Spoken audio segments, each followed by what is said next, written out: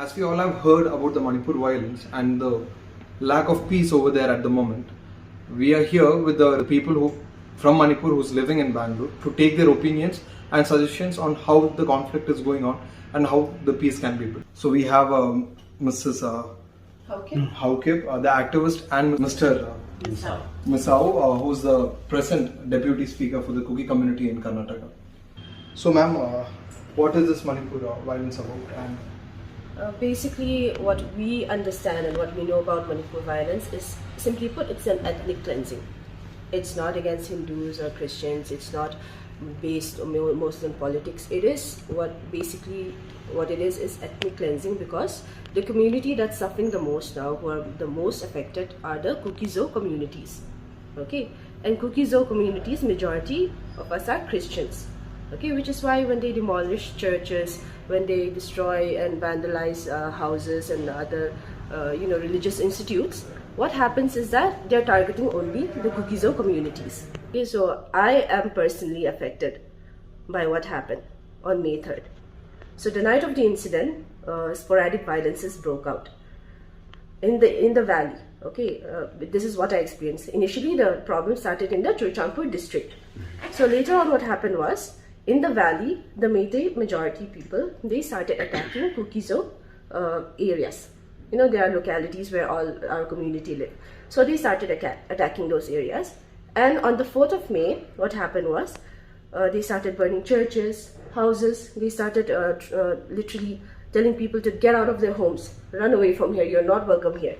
And then me and my family, as we were about to escape from our house, what happened was, a huge mob of people, they came in drones and they started shouting and screaming and banging and everything. They burned down the houses that were parked in front of our houses, and they started throwing stones at our houses. As the Supreme Court has intervened and now the PM has also addressed and acknowledged the violence that is going on, is there any progress in the peace building that is happening in Manipur right now? The PM addressing the nation is a welcoming to our community, but what we want is an action needs to be taken. So how this action can be taken? Now we need to address the main problem. The main problem here is when the head of the state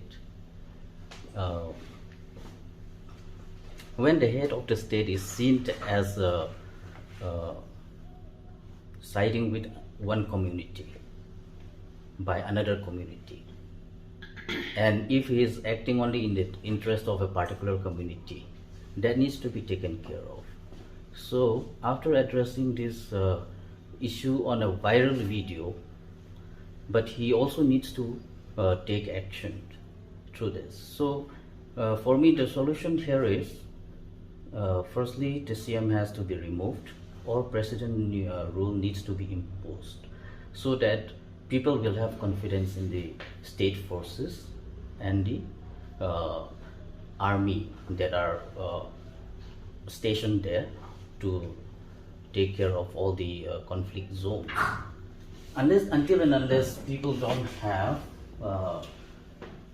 confidence, or people don't trust the state forces who are supposed to take care of the law and order situation in Manipur, there can never be peace. The government needs to take into account both the parties, address the grievances of both parties, and try to work out a solution. Now, the Kuki community after this incident are scared to go back, and there has been a geographical separation and demographical separation between the valley and the hills. So how do you expect the hill people to go back to the valley after so much of violence has been carried out? And the same way, those people who have fled the hill, they are already in the valley, and they are not going back there anytime soon. So the Kuki community has been demanding a separate administration, or an administration that should develop these areas, the hilly areas, which have been lacking in development for decades. So we have heard from the Manipuri people living in Bangalore on how they perceive and how they look forward for the solution that's to be done for the violence that's happening in Manipur right now. Safwan Ashraf for Karnataka Muslims.